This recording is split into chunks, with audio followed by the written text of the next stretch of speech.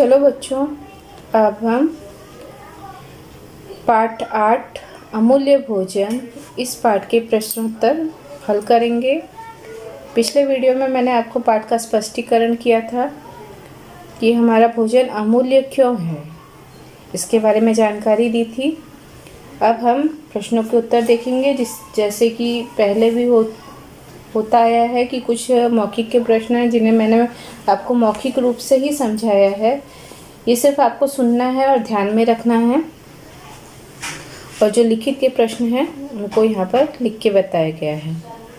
पहला प्रश्न है, अब क्या करना चाहिए? हमारे घर तक पहाड़ी आंवले कहाँ से आते हैं, इसकी जानकारी मित्र को देनी है। तो आप अपने मित्र को क्या बताओगे कि हमारे घर तक पहाड़ी आंवले वनों से आते हैं, ये आपको बताना है। दूसरा प्रश्न है, थोड़ा सोचो। इसमें पहला प्रश्न है, सागर के पानी से नमक बनाया जाता है, नमक बनाने वाले स्थान को क्या कहते हैं? तो बच्चों, इसका उत्तर है, जहाँ सागर के पानी से नमक बनाया जाता है उस स्थान को नमकसार कहते हैं। ये आपको ध्यान में रखना शब्द, नमकसार।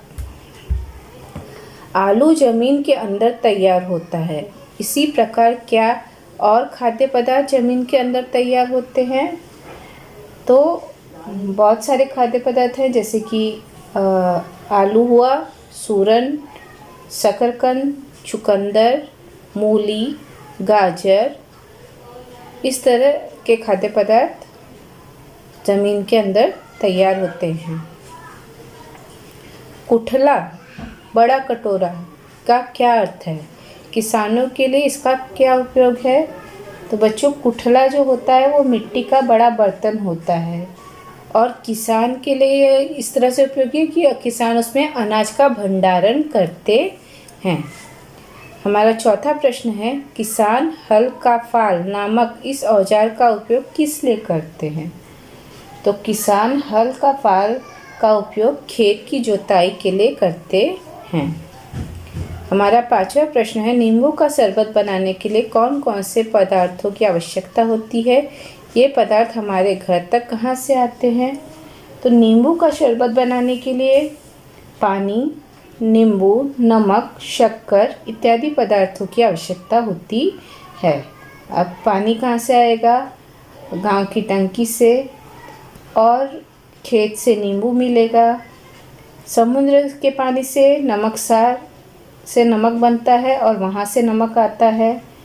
खेत के गन्ने से कारखाने में शक्कर बनती है, वहाँ से शक्कर मिलती है। मतलब ये सब चीज़ें आपको दुकानों पे जाके ले आते हो, लेकिन फिर भी ये चीज़ें कहाँ तैयार होती हैं उसके बारे में बताया गया है।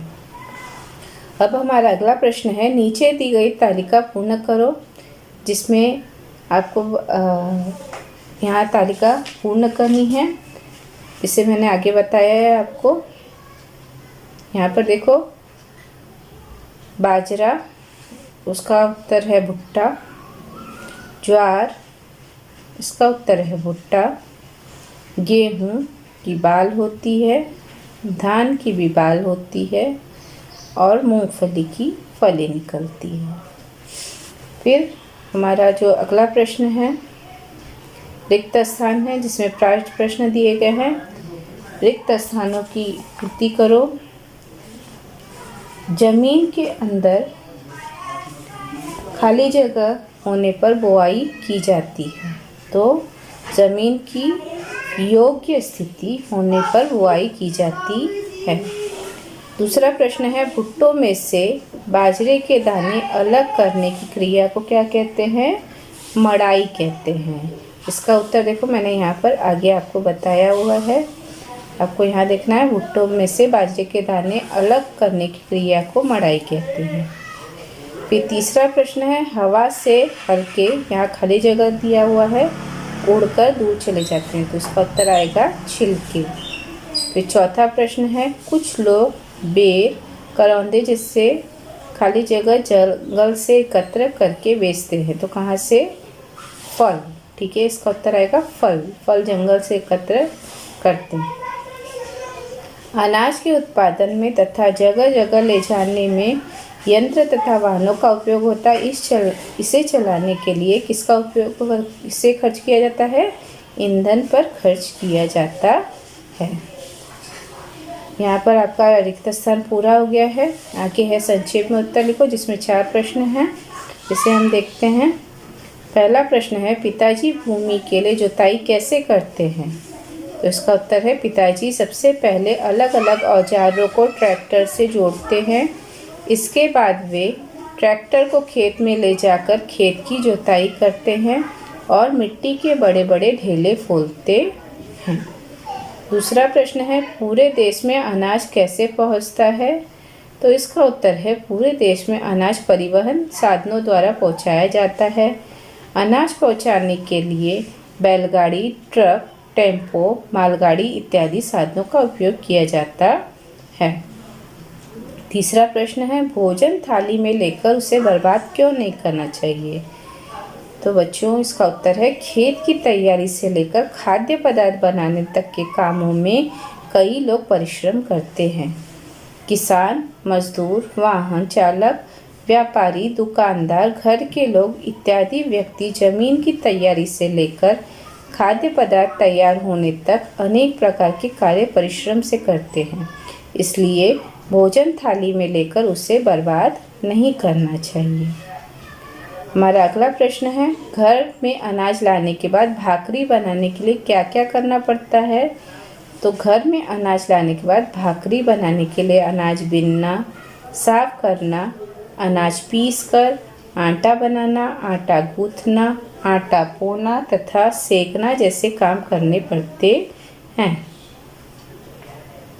फिर अगला प्रश्न हमारा है, उचित जोड़ियाँ मिलाओ। तो यहाँ पर प्रश्न अ समूह दिया है, यहाँ ब समूह दिया है। आपको इसके उत्तर आगे देखने हैं। नमक का उत्तर होगा सागर, गन्ना का उत्तर होगा खेत, कमलगट्टा का उत्तर होगा सादे पानी का तालाब, बेर का उत्तर होगा वन, अंडा कुक्कुट पालन और साग सब्जी फलोद्यान बागान। तो बच्चों यहाँ पर हमारे स्वाध्याय के प्रश्न समाप्त होते हैं। अब आपको दोनों वीडियो देखना है और पाठ के प्रश्नोत्तर को अपनी कॉपी में लिखना है।